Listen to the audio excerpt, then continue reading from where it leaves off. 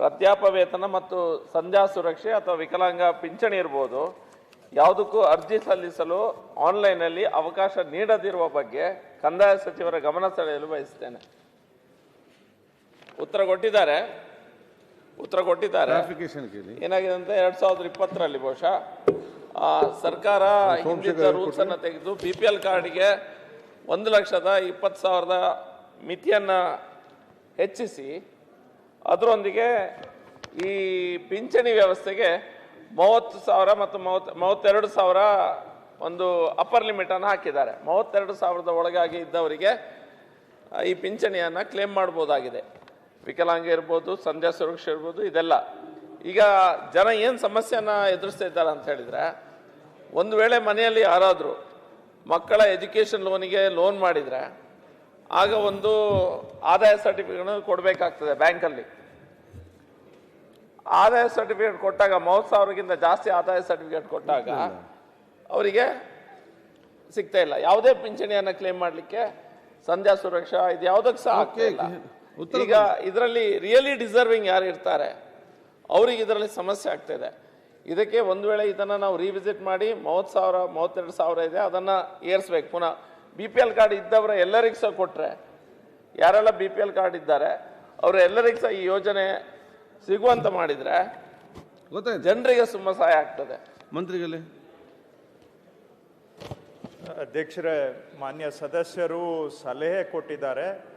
ಅವರು ಇದನ್ನು ಆದಾಯ ಮಿತಿ ಏನು ವಿಧಿಸಿದ್ದೀರಾ ಸಂಧ್ಯಾ ಸುರಕ್ಷಾ ಯೋಜನೆಗಳಿಗೆ, ಈ ಆದಾಯ ಮಿತಿಯನ್ನು ಹೆಚ್ಚಳ ಮಾಡಬೇಕು. ಸಾಧ್ಯ ಆದಷ್ಟು BPL ಕಾರ್ಡ್ಗೆ ಸಮಾನಾಂತರ BPL ಕಾರ್ಡ್ ಯಾರ್ಯಾರಿಗಿದೆ ಅಂತ ಅವರ ಸಲಹೆಯನ್ನು ನಾವು ಖಂಡಿತವಾಗಿ ತಗೊಂಡು ಚರ್ಚೆ ಮಾಡ್ತೇವೆ.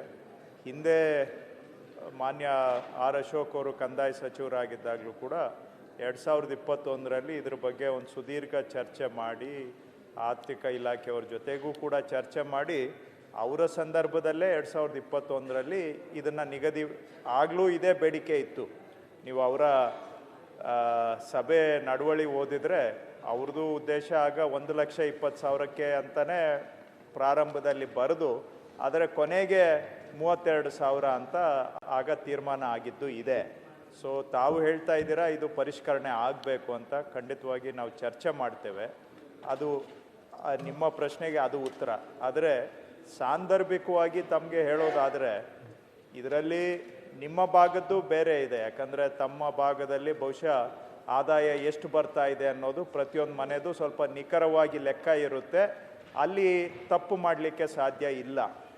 ಅವಕಾಶ ಕಡಿಮೆ. ಆದರೆ ರಾಜ್ಯದ ಬೇರೆ ಕಡೆ ಈ ಸಾಮಾಜಿಕ ಭದ್ರತಾ ಪಿಂಚಣಿಗಳು ಭಾಳ ದೊಡ್ಡ ಮಟ್ಟದಲ್ಲಿ ದುರುಪಯೋಗ ಆಗ್ತಾ ಇದೆ. ಯಾವ ರೀತಿ ಅಂತ ತಾವು ಕೇಳಬಹುದು. ಈಗ ನಮ್ಮ ಕುಟುಂಬಗಳಿಗೆ ಗೃಹಲಕ್ಷ್ಮಿಯಲ್ಲೇ ವರ್ಷಕ್ಕೆ ನಿಮಗೆ ಗೊತ್ತಿರೋ ಹಾಗೆ 24,000 ರೂಪಾಯಿ ಹೋಗುತ್ತೆ ಅಲ್ವಾ? ವರ್ಷಕ್ಕೊಂದು ಗೃಹಲಕ್ಷ್ಮಿಯಲ್ಲಿ ಬೇರೆ ಬೇರೆ ಯೋಜನೆಗಳಲ್ಲಿ ಹೋಗುತ್ತೆ.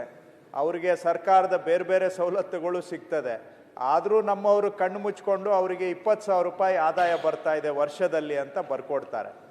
ಸೊ ಇದರ ಬಗ್ಗೆ ಆದಾಯ ಪ್ರಮಾಣ ಪತ್ರ ಕೊಡೋದಕ್ಕೆ ಯಾವುದೇ ನಿಖರತೆ ಇಲ್ಲ.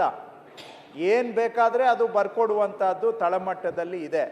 ಸೊ ಆಗ ಅವರು ಸಭೆ ಮಾಡಿದಾಗ ಸಭಾ ನಡವಳಿಯಲ್ಲೂ ಇದೇ ಬಂದಿದೆ.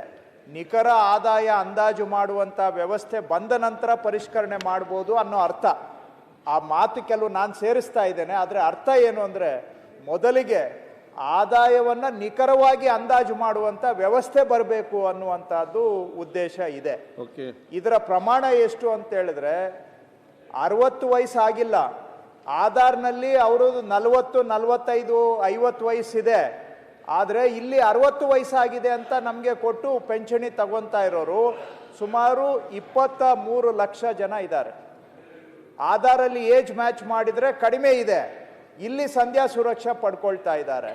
ಬೇರೆ ಬೇರೆ ಅಂಗವಿಕಲತೆ ಇಲ್ಲದೇ ಇದ್ರೂ ಕೂಡ ಸುಳ್ಳು ಅಂಗವಿಕಲತೆ ಪ್ರಮಾಣ ಪತ್ರ ತಗೊಂಡು ಬಂದು ಪಡ್ಕೊಳ್ತಾ ಇದ್ದಾರೆ.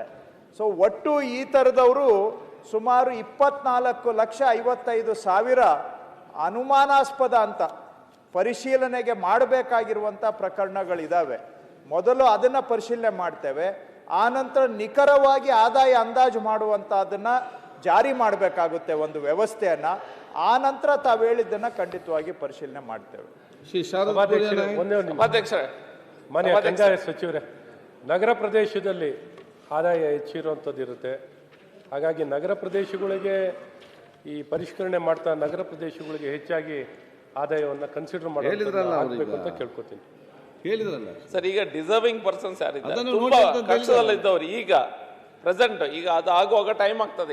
ಈಗ ಮಿನಿಸ್ಟರ್ ಅದನ್ನ ಮಾಡಿ ಮೀಟಿಂಗ್ ಎಲ್ಲ ಮಾಡಿ ಆಗುವಾಗ ಟೈಮ್ ಆಗ್ತದೆ.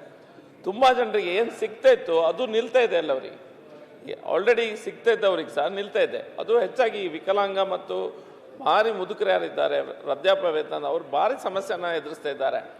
ಈಗ ಏನಾದರೂ ಸದ್ಯಕ್ಕೆ ಏನಾದರೂ ಅವರಿಗೆ ಸಹಾಯ ಮಾಡುವಂಥ ವ್ಯವಸ್ಥೆ ಆಗಬೇಕಾಗಿದೆ ಸರ್ಕಾರದ ವತಿಯಿಂದ. ಅದ್ರ ಬಗ್ಗೆ ಸಚಿವರು ಏನಾದರೂ ಯೋಚನೆ ಇಮಿಡಿಯೇಟ್ ಆಗಿ ಮಾಡಿದ್ರೆ ಸಹಾಯ ಆಗ್ತದೆ. ತಮ್ಮ ಕಾಳಜಿ ಕಳಕಳಿ ಅರ್ಥ ಆಗುತ್ತೆ. ಆದರೆ ವ್ಯವಸ್ಥೆಯನ್ನು ಸರಿಪಡಿಸದೆ individual case by case solution ಕೊಡೋದು ಕಷ್ಟ ಆಗುತ್ತೆ. ಇನ್ಕಮ್ ಟ್ಯಾಕ್ಸ್ ಪಡ್ಕೊಳ್ತಾ ಇರೋರು 10,000 ಇನ್ಕಮ್ ಟ್ಯಾಕ್ಸ್ ಪೇಯಿಸು 10,000 ಜನ ತಗೊಳ್ತಾ ಇದ್ದಾರೆ. ಉದಾಹರಣೆಗೆ ಹೇಳ್ತಾ ಇದ್ದಾರೆ. HRMS ಎಂಟ್ರಿ ಇದೆ ಅವ್ರಿಗೆ. HRMS ಎಂಟ್ರಿ ಅಂದರೆ ಗೌರ್ಮೆಂಟಿಂದ ಸಂಬಳ ತಗೋತಾ ಇದ್ದಾರೆ, ಅವರು ಇದರಲ್ಲಿ ತಗೋತಾ ಇದ್ದಾರೆ. ಈ ರೀತಿಯಾಗಿ ಇದನ್ನು ಸ್ವಲ್ಪ ನೀವು ಹೇಳುವಂಥದ್ದು ಕೆಲವ್ರಿಗೆ ತೊಂದರೆ ಆಗ್ತಿರ್ಬೋದು, ನಾನು ಅಲ್ಲ ಗೆಲ್ಲೋದಿಲ್ಲ. ಆದರೆ ಸ್ವಲ್ಪ ಸಿಸ್ಟಮನ್ನು ಸ್ಟ್ರೀಮ್ಲೈನ್ ಮಾಡಲಿಕ್ಕೆ ಅವಕಾಶ ಕೊಡಿ. ಆಮೇಲೆ ನಿಜವಾಗಿ ಫಸ್ಟ್ ನಾವು ನಿಜವಾದ ಅರ್ಹರನ್ನು ಗುರುತಿಸುವಂಥ ವ್ಯವಸ್ಥೆ ಬರಬೇಕು. ಈಗ ಅವ್ರ ಹೆಸರಿನಲ್ಲಿ ಯಾರ್ಯಾರೋ ತಗೊಳ್ತಾ ಇದ್ದಾರೆ, ಅನರ್ಹರು ತಗೊಳ್ತಾ ಇದ್ದಾರೆ. ಅದನ್ನು ಕ್ಲೀನಪ್ ಮಾಡಿದ ಮೇಲೆ ಖಂಡಿತವಾಗಿ ಇದರ ಇಶ್ಯೂ ಕಡೆಗೂ ಗಮನ ಕೊಡ್ತೇವೆ.